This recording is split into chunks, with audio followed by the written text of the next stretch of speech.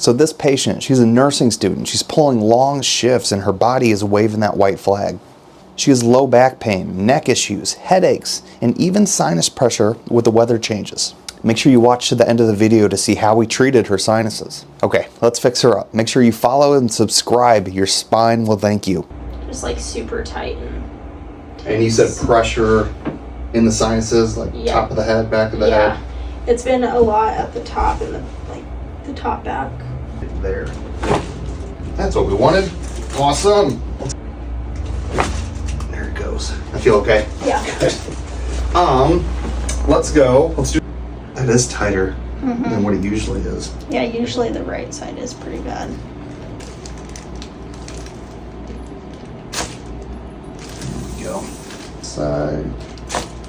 That's what we wanted. Wonderful. How'd that feel? Good. Good? Perfect, yeah. Okay. There it was. Very nice. Right there.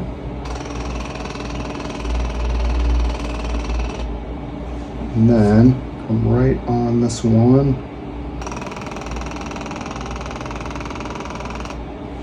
And one more side.